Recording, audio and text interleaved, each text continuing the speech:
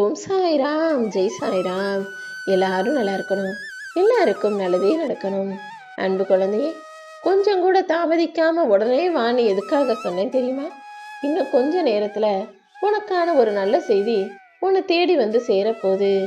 நீ எதிர்பார்த்த விஷயம் உனக்கு நடக்காமலும் கிடைக்காமலுமே இருந்ததல்லவா? இப்போது அதைதான், உனக்காக நீ விரும்பியதை தான் உன் கைகளில் கொண்டு வந்து கொடுக்க போறேன். இனிமே எந்த சூழ்நிலையிலும் நீ சுய மதிப்பை இழக்கும்படியோ தன்மானத்தை தவறவிடும்படியோ எதுவுமே நடக்காது. தைரியமா தலை நிமிர்ந்து உன் வாழ்க்கையை நீ வாழலாம். யார் உன்னை புரிஞ்சுக்கிட்டாலும் சரி, புரியலைனாலும் சரி, நீ எப்போதும் உனக்கு பிடிச்சது போல நீயாக நியாயமாக இருந்துவிடு. உன்னை உணராத மனிதர்களை விட்டு நீ ஒதுங்கி நின்று விடு என் செல்லமே. நீ போற பாதை சரின்னா பக்கத்துல யாரு நின்று என்ன சொன்னாலும் அதை பத்தி கவலைப்பட அவசியம் இல்லை. எப்பவுமே எந்த மனிதனுமே சரியான வழியில பயணம் செஞ்சாலே இந்த உலகத்துல யாருக்கும் பிடிக்காம ஏதாவது ஒரு வழியில அவனை குறை சொல்லி குற்றத்தின் பக்கம் இழுத்துறணும் தான் நினைப்பாங்க. நீ என்னதான் சரியா எல்லாத்தையும் செஞ்சாலும், நீதி நேர்மை நியாயம்னு வாழ்ந்தாலும் இந்த உலகத்து மனிதர்கள் அதை ஏத்துக்க மாட்டாங்க என் செல்லமே. நீ எல்லாரையும் நல்லவங்கன்னு நினைச்ச, ஆனா யார் உன்னை எந்த இடத்துல வச்சிருக்காங்கன்றதே இப்போது ஏமாந்த பிறகுதானே தெரியுது. சும்மா உன்கிட்ட பேச்சுக்காக பேசியிருக்காங்க, பொழுதுபோக்குக்காக பேசியிருக்காங்க, பழக்கத்துக்காக பேசியிருக்காங்க, முகத்தை பார்த்தவனே சும்மா பேசியிருக்காங்கன்றதெல்லாம் இப்போது உனக்கு புரிஞ்சிடுச்சு தானே.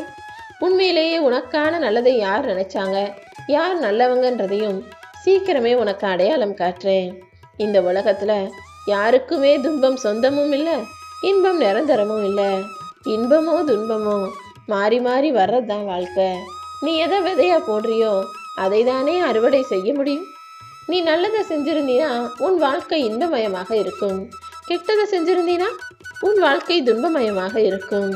நீ ஏதாவது வேலையை செய்யும் போது அதில் உனக்கு ஏதாவது கஷ்டமோ பிரச்சனையோ வரும்போது உடனே அதில் என்ன தப்பு நடந்துச்சுன்னு உன்னை தான் யோசிக்கிறமே தவிர, அவங்க இடையில வந்தாங்க, இவங்க இடையில அதை சொன்னாங்க, இதை சொன்னாங்க, அதனால தான் தப்பாக போயிருச்சுன்னு உன் காரியம் தவறாக போகும்போது அடுத்தவர்களை குறை சொல்வதை இனிமேலாவது நிறுத்திக்கோ.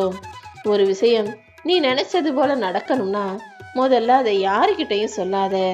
உனக்கான காரியம் முடியும் வரையும் அறிவாளியாக நீ இருந்தினா அதை வெளியே சொல்லாம இருந்தா மட்டும்தான் அதில் தடைகளோ பிரச்சனைகளோ வராமல் இருக்கும்.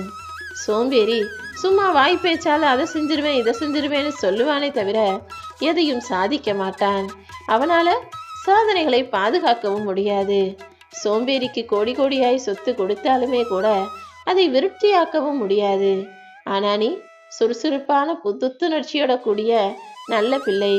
எப்பவுமே உன்கிட்ட என்ன இருந்தாலும் அதை பல்கி பெருக வைக்க நீ முயற்சி செய்யணும், வேலை செய்யணும். இன்னும் இன்னும் உன்னுடைய உழைப்பை அதிகமாக்கணுமே தவிர எந்த சூழ்நிலையிலும் இப்படியே இருந்துடலான்னு ஒரு முடிவுக்கு வந்துடாத. மனித வாழ்க்கையினாலே மாற்றங்கள் நிறைந்தது தானே. சொந்த பந்தங்களிடத்திலும் உற்றார் உறவுகளிடத்திலும் விட்டு கொடு. அதனால எந்த தவறும் இல்லை. யாராவது உன்னை மதிக்கலன்னு தெரியும் போது அவர்களை விட்டு விலகிவிடு. ஏன்னா சொந்த பந்தம் உறவுகள்ங்கிறது ரொம்ப முக்கியம்தான். ஆனா அதை விட தன்மானம் முக்கியம் அல்லவா? எப்பவுமே நடிக்க தெரியாம எல்லார்கிட்டையும் உண்மையாக இருக்கக்கூடிய உன்னை யார் என்ன சொன்னாலும் நீ ஏன் கவலைப்படுற? உனக்கு நல்லா தெரியும் நீ உண்மையான பிள்ளை. உன் மனசாட்சி கேட்டார் போல நீ நடந்துகிட்டு இருக்க பிள்ளைன்னு.